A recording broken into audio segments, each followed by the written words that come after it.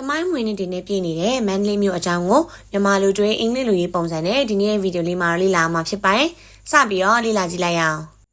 Mandalay Muga, Yamananga Mashibare, Mandalay Muga, Mandalay City, Yamanangama, in Yama, Shibare, is. This Azango, subject, verb, prepositional phrase Ponsane Yitime, Pramazonga, subject Pide Mandalay City Nesame, being a verb suro is. Now some prepositional phrase karo in Myanmar. This is ang bao like the eka. Mandalay City is in Myanmar. Mandalay Mu ga Myanmarနိုင်ငံမှာရှိပါတယ်။သူကသူ့ရဲ့ရှေးဟောင်းဘုရားကျောင်းတွေကြောင့်ကြော်ကြားတယ်။သူက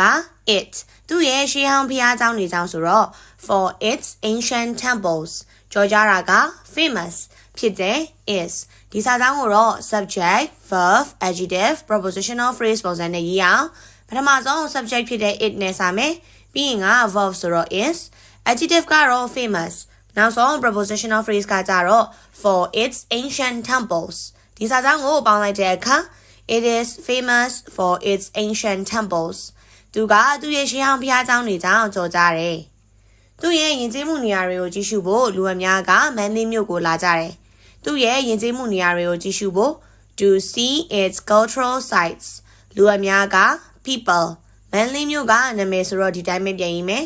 လာကြတယ် visit ဒါဆိုရင်တော့ဒီစာကြောင်းကို subject verb object infinitive phrase ပုံစံနဲ့ရေးကြည့်မယ်ပထမဆုံး subject ကတော့ people verb ကတော့လာလေဒီဆိုတဲ့ visit object ကကြတော့ Mandalay နောက်ဆုံး infinitive phrase ဖြစ်တဲ့ to see its cultural sites ကိုရေးမယ်ဒါဆိုရင်တော့စာကြောင်းလေးကအခုလိုဖြစ်သွားပါနိုင်မယ် people visit Mandalay to see its cultural sitesသူရဲ့ယဉ်ကျေးမှုနေရာတွေကိုကြည့်ရှုဖို့လူများကမန္တလေးမြို့ကိုလာလဲကြတယ်။မန္တလေးမှာနန်းတော်ရှိတယ်။မန္တလေးမြို့ကနာမည်ဆိုတော့ဒီတိုင်းပဲပြန်ရေးမယ်။နန်းတော်ကတော့ a royal palace ရှိတယ် has ဒီစာကြောင်းကိုတော့ subject, verb, object ပုံစံနဲ့ရေးကြည့်မယ်။ပထမဆုံးက subject ဆိုတော့ Mandalay, verb ကတော့ has နောက်ဆုံး object ကတော့ a royal palace ဆိုတော့စာတစ်ထောင်လုံးကိုပေါင်းလိုက်တဲ့အခါ Mandalay has a royal palaceမန္တလေးမှာနန်းတော်ရှိတယ်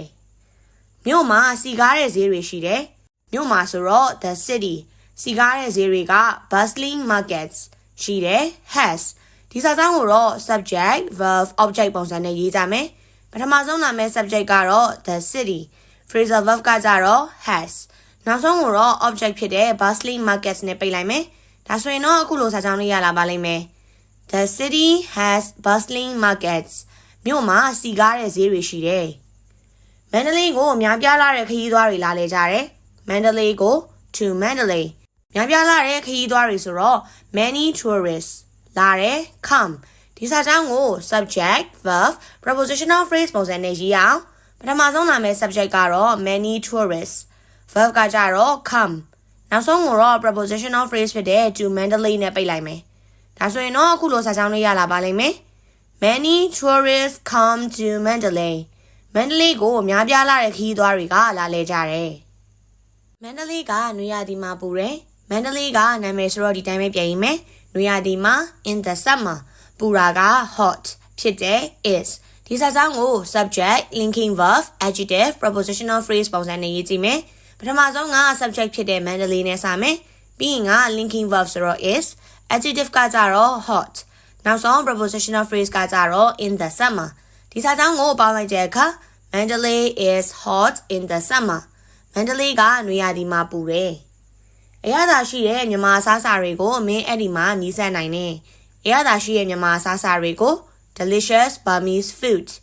Emma there မင်းက you နီးစပ်ကြည့်နိုင်တာက try လုပ်နိုင်နေဆိုတော့ canဒီစာကြောင်းကိုတော့ subject, modal verb, main verb, object, adverb ပုံစံနဲ့ရေးကြမယ်။ပထမဆုံး subject ကတော့ I, modal verb ကကြတော့လုပ်နိုင်သည်ဆိုရဲ can, main verb ကကြတော့ try နောက်ပြီးရင်တော့ object ဖြစ်တဲ့ delicious Burmese food ကိုထည့်လိုက်မယ်။ပြီးရင်ကတော့ adverb ဖြစ်တဲ့ there ကိုရေးလိုက်ပါ။ဒါဆိုရင်တော့စာကြောင်းလေးကအခုလိုဖြစ်သွားပါလိမ့်မယ်။ You can try delicious Burmese food there. ရတာရှိတဲ့မြန်မာအစားအစာတွေကိုအဲ့ဒီမှာမင်းနီးစမ်းကြည့်နိုင်ပါတယ်။မန္တလေးကအေယာဝတီမြစ်နဲ့နီးတယ်။မန္တလေးကနာမည်ဆိုတော့ဒီတိုင်းပဲပြန်ရေးမယ်။အေယာဝတီမြစ်နဲ့နီးရဆိုတာက near the Irrawaddy River ဖြစ်တဲ့ is ဒီစာကြောင်းမှာတော့ subject, linking verb, prepositional phrase ပုံစံနဲ့ရေးကြမယ် subject ကတော့ Mandalay linking verb ကကြတော့ is နောက်ဆုံးဖြစ်တဲ့ prepositional phrase ကတော့ near the Irrawaddy River ဒီတော့စာကြောင်းပြေဆုံးက Mandalay is near the Irrawaddy River Mandalay က Irrawaddy မြစ်နဲ့နီးတယ်မြို့ကလှပတဲ့နေဝင်ချိန်ရှိတယ်မြို့က the city လှပတဲ့နေဝင်ချိန်ဆိုတော့ a beautiful sunset ရှိတယ် has ဒီစာကြောင်းကိုတော့ subject verb direct object ပုံစံနဲ့ရေးကြမယ်ပထမဆုံးလာမယ့် subject ကတော့ the city verb ကကြတော့ has နောက်ဆုံးကိုတော့ direct object ဖြစ်တဲ့ a beautiful sunset နဲ့ပိတ်လိုက်ပါဒါဆိုရင်တော့အခုလိုစာကြောင်းလေးရလာပါလိမ့်မယ် The city has a beautiful sunset Mandalay မှာအမတ်တရပစ္စည်းတွေကိုမင်းဝယ်လို့ရနိုင်တယ် Mandalay မှာ in Mandalay အမတ်တရပစ္စည်းတွေကတော့ souvenirs မင်းက you ဝယ်တယ်ဆိုတော့ buy ရနိုင်တယ်လုံနိုင်တယ်ဆိုတာက can ဒီစာကြောင်းကို subject modal verb main verb object prepositional phrase ပုံစံနဲ့ရေးကြည့်မယ်ပထမဆုံး subject ကတော့ you modal verb ကတော့ရနိုင်တယ်လုံနိုင်တယ်ဆိုရဲ can main verb ကကြတော့ buy နောက်ပြီးရင်တော့ object ဖြစ်တဲ့ souvenirs ကိုထည့်လိုက်မယ်ပြီးရင်ကတော့ prepositional phrase ဖြစ်တဲ့ in Mandalay ကိုရေးလိုက်ပါဒါဆိုရင်တော့စာကြောင်းလေးကအခုလိုပဲဖြစ်သွားပါလိမ့်မယ် You can buy souvenirs in Mandalay Mandalay မှာအမတ်တရပစ္စည်းတွေကိုဝယ်လို့ရနိုင်တယ် Mandalay မှာပွဲတော်တွေအများကြီးရှိတယ် Mandalay ကနာမည်ဆိုတော့ဒီတိုင်းပဲပြန်ရင်းမယ်ပွဲတော်တွေအများကြီးဆိုတော့ many festivals ရှိတယ် has ဒီစာကြောင်းကို subject verb complement ပုံစံနဲ့ရေးအောင်ပထမဆုံး subject ဖြစ်တဲ့ Mandalay နဲ့စမယ်ပြီးရင်ကတော့ verb ဆိုတော့ has နောက်ဆုံး complement ကကြတော့ many festivals ဒီစာကြောင်းကိုပေါင်းလိုက်တဲ့အခါ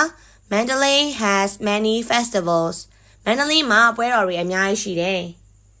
Mandalay ကလူတွေကဖော်ရွေတယ် Mandalay ကလူတွေက people in Mandalay ဖော်ရွေတယ်ဆိုတော့ friendly ဖြစ်တယ် is ဒီစာကြောင်းကိုတော့ subject linking verb adjective ပုံစံနဲ့ရေးကြမယ် subject ကတော့ people in Mandalay linking verb ကကြတော့ are နောက်ဆုံးဖြစ်တဲ့ adjective ကတော့ friendly ဒီတော့စာကြောင်းပြည့်စုံက people in Mandalay are friendly Mandalay ကလူတွေကဖော်ရွေတယ်မြို့မှာပိုးရရက်ချင်းလိုမျိုးရိုးရလက်မှုပညာတွေရှိတယ်မြို့မှာ the city ပိုးရရက်ချင်းလိုမျိုးဆိုတော့ like silk weaving ရိုးရလက်မှုပညာတွေက traditional crafts ရှိတယ် has ဒီစာကြောင်းကိုတော့ subject verb direct object complement ပုံစံနဲ့ရေးကြည့်မယ်ပထမဆုံးက subject ဆိုတော့ the city verb ကတော့ has direct object ကကြတော့ traditional crafts နောက်ဆုံး complement ကတော့ like silk weaving ဆိုတော့စာတစ်ထောင်းလုံးကိုပေါင်းလိုက်တဲ့အခါ The city has traditional crafts like silk weaving မြို့မှာပိုးရရက်ချင်းလိုမျိုးရိုးရလက်မှုပညာတွေရှိတယ်မင်းက Mandalay မြို့ကဖျားစေတွေကိုလေ့လာနိုင်တယ်မင်းက you Mandalay မြို့က in Mandalay ဖျားစေတွေဆိုတော့ pagodas လေ့လာတာက explore ရနိုင်တယ်လုံနိုင်တယ်ဆိုတာက can ဒီစာကြောင်းကို subject modal verb main verb direct object prepositional phrase ပုံစံနဲ့ရေးကြမယ်ပထမဆုံး subject ကတော့ you modal verb ကတော့ရနိုင်တယ်လုံနိုင်တယ်ဆိုရဲ can main verb ကကြတော့ explore နောက်ပြီးရင်တော့ direct object ဖြစ်တဲ့ pagodas ကိုထည့်လိုက်မယ်ပြီးရင်ကတော့ prepositional phrase ဖြစ်တဲ့ in Mandalay ကိုရေးလိုက်ပါဒါဆိုရင်တော့စာကြောင်းလေးကအခုလိုပဲဖြစ်သွားပါလိမ့်မယ် You can explore pagodas in Mandalay မင်းက Mandalay မြို့ကဖျားစေတွေကိုလေ့လာနိုင်တယ်အဲ့ဒါကမြမယဉ်ကျေးမှုကိုခန်းစားဖို့နေရာကောင်းတစ်ခုပါအဲ့ဒါက it မြမယဉ်ကျေးမှုကိုခန်းစားဖို့to experience Myanmar culture နေရာကောင်းတစ်ခုဆိုတော့ a great place ဖြစ်တဲ့ is ဒီစာကြောင်းကိုတော့ subject linking verb subject complement infinitive phrase ပုံစံနဲ့ရေးကြည့်အောင်ပထမဆုံး subject ဖြစ်တဲ့ it နဲ့စမယ်ပြီးရင်က linking verb ဆိုတော့ is subject complement ကတော့ a great place နောက်ဆုံး infinitive phrase ကကြတော့ to experience Myanmar culture ဒီစာကြောင်းကိုပေါင်းလိုက်တဲ့အခါIt is a great place to experience Myanmar culture. အဲ့ဒါကမြန်မာယဉ်ကျေးမှုကိုခံစားဖို့ကောင်းတဲ့နေရာတစ်ခုပါ။ကဲအခုဆိုရင်တော့မြန်မာနိုင်ငံရဲ့မြို့ကြီးတွေကတစ်ခုဖြစ်တဲ့ Mandalay မြို့အကြောင်းကိုမြန်မာလိုတွေအင်္ဂလိပ်လိုရေးပုံစံနဲ့တင်ဆက်ပေးခဲ့ရပဲဖြစ်ပါတယ်။နောက်တဲ့ episode တွေမှာလည်းဘယ်လိုအကြောင်းအရာတွေကိုဒီလိုပုံစံလေးနဲ့ရှင်းပြပေးရမလဲဆိုတာကို comment မှာအကြံပေးခဲ့လို့ရပါတယ်။ဒီနေ့ရဲ့ဗီဒီယိုလေးကတော့ဒီလောက်ပါပဲ။ See you all again in the next video. Bye bye everyone.